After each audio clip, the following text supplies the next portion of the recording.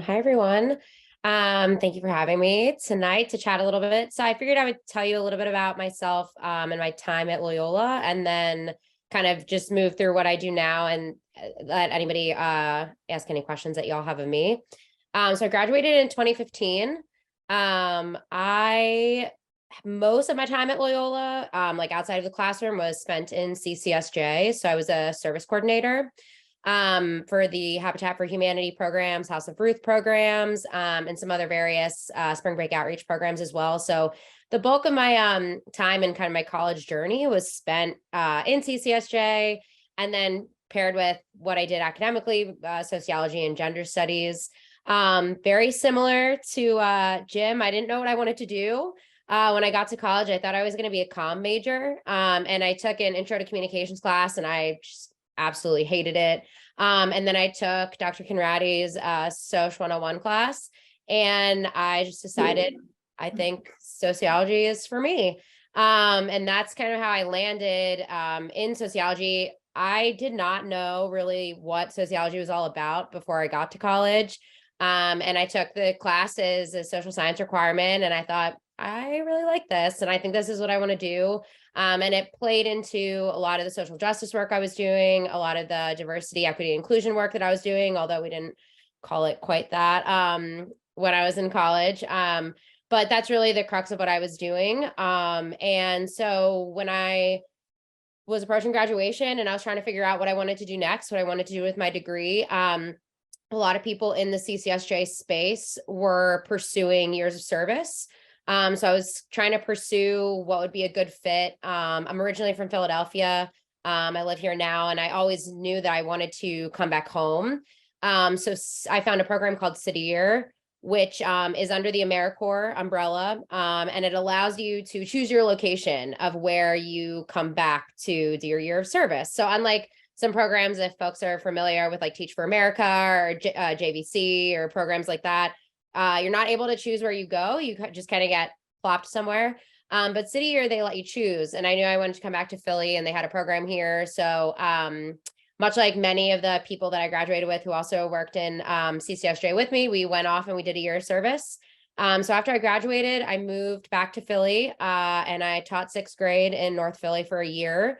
And after that year, I was at a crux. I was at a little bit of a crossroads. I wasn't 100% sure what to do next, but I knew I had to get a job. So I knew that I loved working with people, with communities, really rooted a lot of my work in social justice work is paired with relationship building, and really community driven work. So we were working with families of students at the schools, and I was finding a lot of value in that. And I wasn't sure if I wanted to do youth development. I wasn't sure if I wanted to do after school programming. But I knew I had to get a job. So I was just applying for a lot of stuff that had relationship building, community impact, community engagement in the title. And I found myself landing a job at Drexel University, just in their like customer service office, which is probably what like the relationship building piece of that was when I applied. But it was in their bursar, financial aid, and registrar office, which I was not prepared to work with folks' money and financial aid in that regard. And I didn't know anything, so I had to kind of learn that industry. And I honestly did not really even know the depths of higher education as a career path, and what to do in higher education if you want to pursue professional staff role. So I worked my way through that customer service office through Drexel, and eventually I decided I wanted to move into academic advising. And I moved into academic advising in the College of Nursing and Health Professions, and did academic advising for health sciences students. So like aspiring PTs, PAs, OTs. And then I eventually managed a team of advisors. And at the end of my 5 years, just around when COVID started to happen in 2020, I was just debating my next move. And I knew that I wanted to root myself back in work that was social justice based, DEI based. So I was pursuing jobs that could let me do academic advising, but also had that programming angle to it. And I found a job at the University of Pennsylvania, which is where I currently am now, as an academic advisor for engineering students, as well as a special programs coordinator for our DEI office in engineering. I specifically most of my work is rooted in the LGBTQ plus population and around creating programming for folks in that community in engineering. Again, I have stuck with the building community thing to try to create spaces for folks to feel seen, heard in engineering, and a space for them to really excel academically.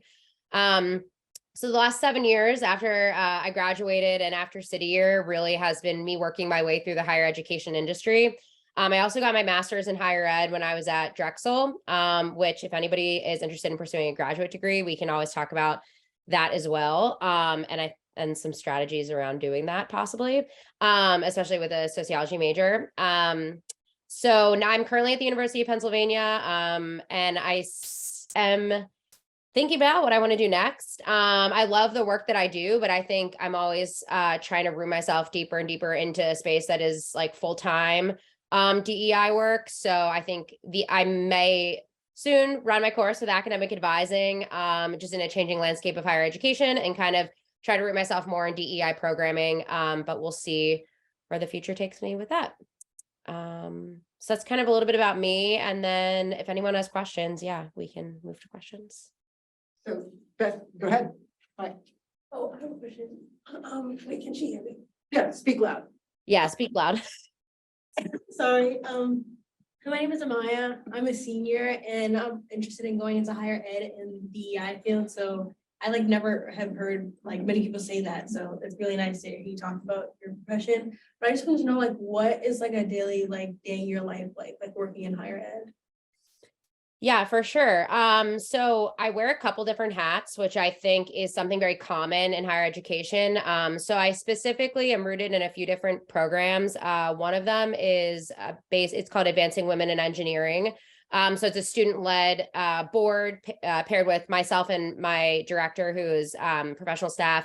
And we kind of, again, work on community building. Women are underrepresented in engineering. So we do a lot of work around events to essentially promote their chance of landing what they want after graduation, and also just getting the most out of their experience, making sure they obtain lab positions and things like that. So I think that paired with my academic advising, so I'm right now doing academic advising work that is with high risk students. So it's not necessarily the students who are feeling super comfortable and excelling. Most students find their way to my office because they're having hardship of some sort. So it's about navigating just kind of their college, their family, maybe they're a supporting family, maybe they're a first generation low income student, maybe they are a woman in engineering and they're struggling with that fact. Things like that. So I think my day in the life looks like a little bit of academic advising. I may have some student appointments throughout the day, and conversations are rooted in mostly executive functioning. So how do you balance, a little bit of academic coaching, how are you organizing your time? Are you sleeping? Are you eating? Things like that. So academic advising paired with trying to plan programming for undergraduate students, whether that's bringing in speakers or bringing in panels.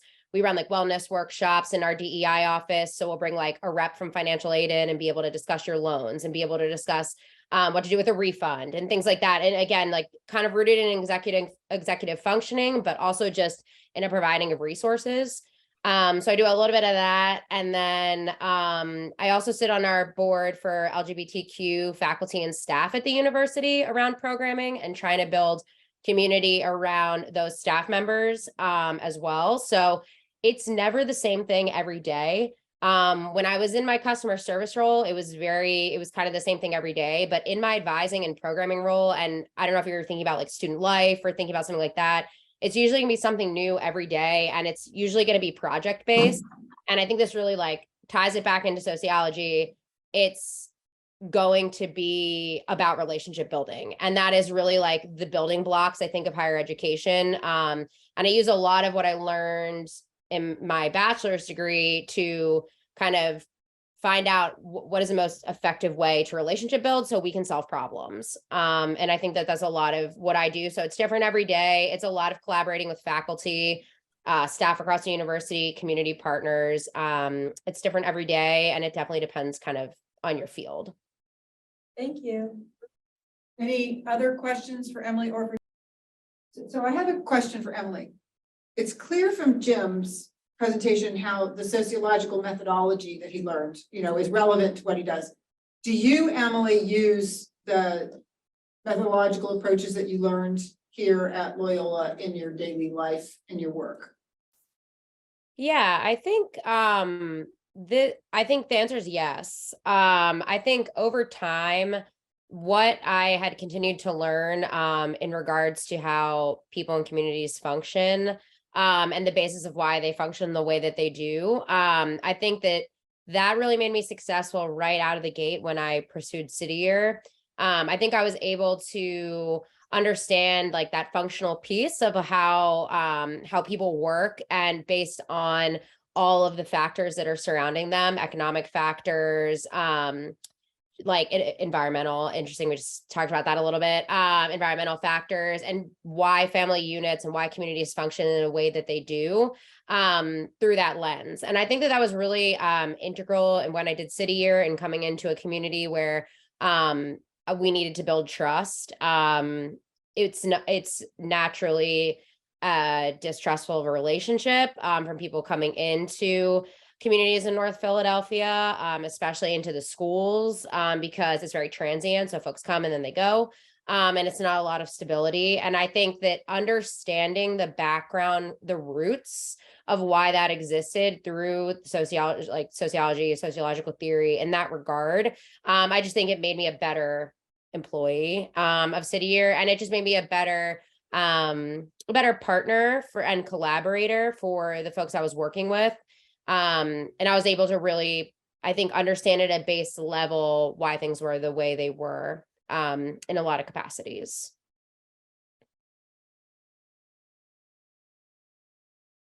Question for Emily. Emily, how diverse is the Drexel engineering department between race and gender distribution that you know? Mm-hmm. So when I was at Drexel, I worked mostly in the College of Nursing and Health Professions, and I would say, oh yeah, at Penn. So at Penn, I think diversity is something that we it's in our mission, it's in our vision. It's something that we're always working to increase. It is lacking in engineering across the board. I would say as a whole scope. We do a lot.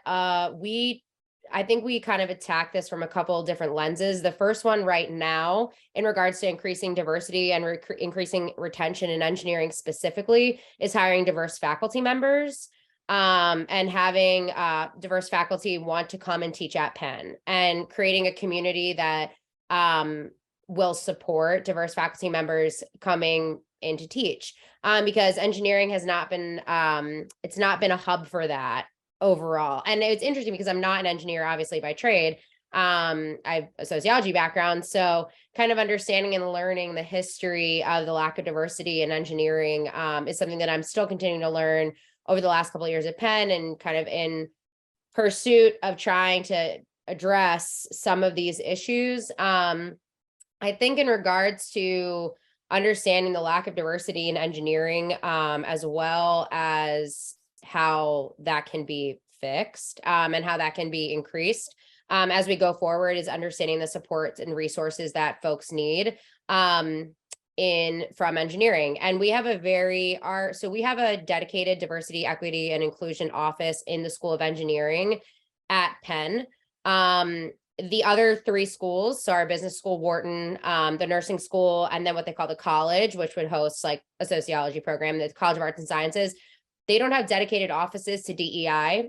So that was something that our dean really envisioned for us, having a dedicated office to DEI to try to be a hub. So like a literal physical space to try to be a hub and a safe space for students to come and congregate, collaborate with one another, and know that that office, no matter what happened in outside walls of engineering, that office was a safe space. And they built that up, and that has been hugely successful, showing communities and folks that you care enough about their safety, and about being heard and being seen to build a physical space, resolving and bringing resources in to enhance that space. I think that's something that I've seen as a success story in engineering. It has a long way to go, but I think that being involved in our dean's plan and that vision has really enhanced our ability to increase programming efforts, host student organizations, and give them gathering spaces. I think that's been really integral for the community.